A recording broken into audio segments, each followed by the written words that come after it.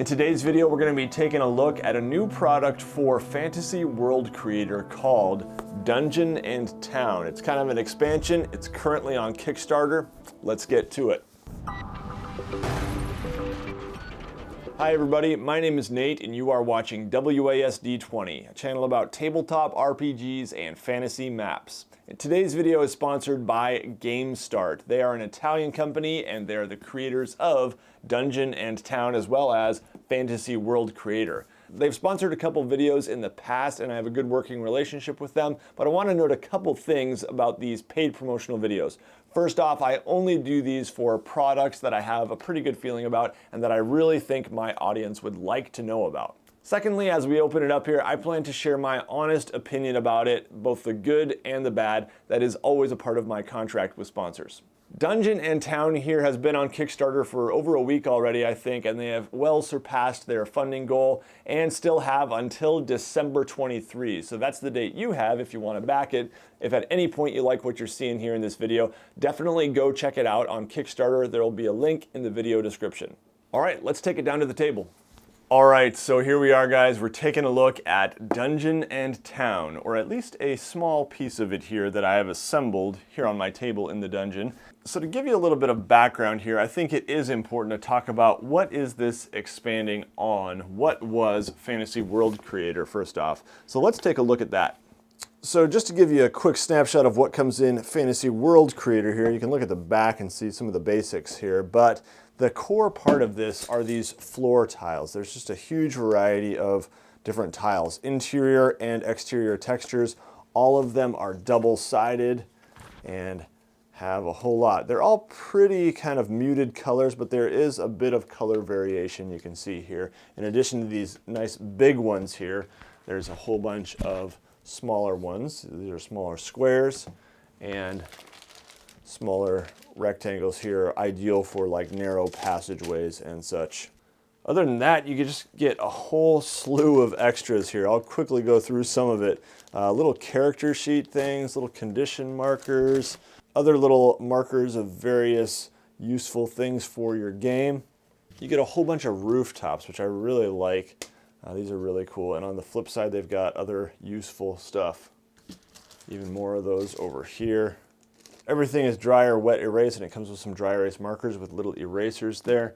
And you also get little monster cards that can go up on these little stands here. So a whole bunch of these big monsters here and some smaller ones for kind of the more average size stuff like your heroes. A whole bunch of heroes in here, really nice looking, and then a whole bunch of monsters.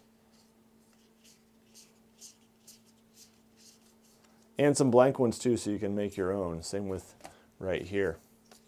So that is the basics of the Fantasy World Creator set. In addition to that Fantasy World Creator, there's this Fantasy World Creator Treasure Pack as well, which comes with a whole bunch of extras. You've got a lot of loot in here, weapons, armor, and other items. You can basically play some inventory Tetris here with some of this stuff. So if that's your thing, they've got you covered. There's a lot of gear in here. Other kind of expanded tokens here, looks like some pit traps and things like that. You've got all sorts of DM tools in here as well, like an encounter tracker here, really nice. Even bigger monsters here, more heroes, and more tile options as well. You got the big one, you got the big squares and the smaller squares, and there's some pretty cool ones here. Some of the new additions are this jungle terrain, really nice looking, just kind of a faint green. You've got water, looks like desert and ice and snow, and some kind of shoreline or something going on here. And the big ones here have pretty much the same art. So while you can just get the Dungeon and Town set, if you don't already have one of these, you can also pick these up as part of the bundle deals on their current Kickstarter, both the Treasure Pack and the core Fantasy World Creator set. One last thing they sent me that you can also pick up is the Master's Black Book. So this is a little Game Master toolkit. It's all dry or wet erase friendly as well, and it's just got a ton of different tools for Dungeon Master, space for notes, space for planning adventures, dungeon maps, and other ideas. Monster stat blocks, graph paper, all kinds of stuff in here. So really kind of a cool idea. So again, all of these previously released products you can pick up as a part of the current Kickstarter as well.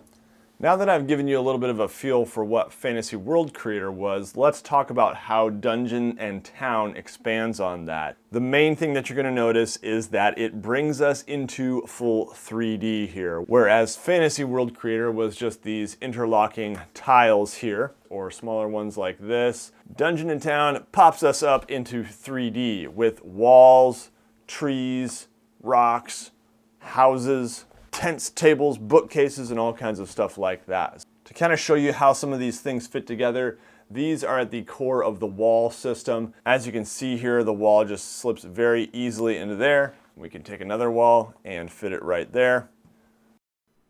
So it really is quite easy to pop these things together at the table.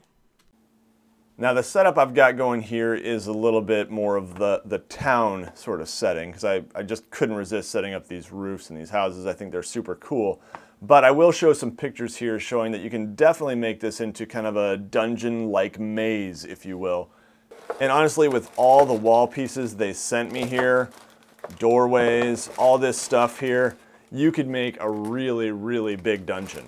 I even started popping some of it into this handy organizer that I got a while back, and yeah, there's just a huge quantity. So there are a lot of different sizes of wall pieces, going anywhere from this size all the way up to this size right here. So there's a whole lot of flexibility that you have because of that. There's like 5 or 6 different lengths. There's also a pretty wide variety in the art on them.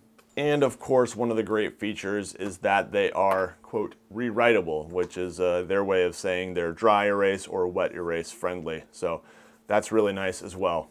They're all made of very sturdy cardboard. This stuff is not bending very easily at all. But I should note that because of stretch goals being unlocked, they are planning now to include curved walls. So I think that's pretty cool. And that will be included in the core Dungeon and Town set, I believe. In addition to the various wall pieces, we also get these little doors, and these are just kind of slotted right into the doorways, but you can punch them out and then you can put them on these little stands here, and you have a door that can actually kind of turn. So that's really nice. I guess it would probably be this way. There we go. And you can fit it right back in there pretty easily. It's a pretty snug fit. Obviously, once players enter a room, you're going to want to be able to pop the roof off, and that's really easy. It doesn't really attach to anything. It just kind of lays there, and it just catches the lip of this piece right here. So that's really nice. You could also overlap it if you want, and it still stays just fine unless you're shaking the table.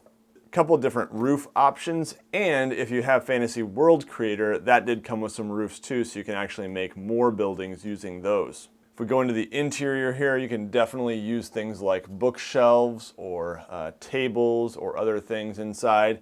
Of course, if you have Fantasy World Creator, there's a whole lot of options there too, tables and beds and things like that. But the nice thing about the Dungeon and Town set is that, again, it lifts everything up into full 3D.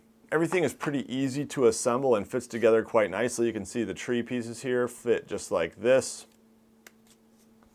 There we go. Got little bushes here, fit the same way. Tents fit together quite easily. So there's a lot more trees and bushes and rocks and things like that I'm not showing here. I just have kind of a sampling laid out. And also one thing I really like is these little extras that you can put on the edges.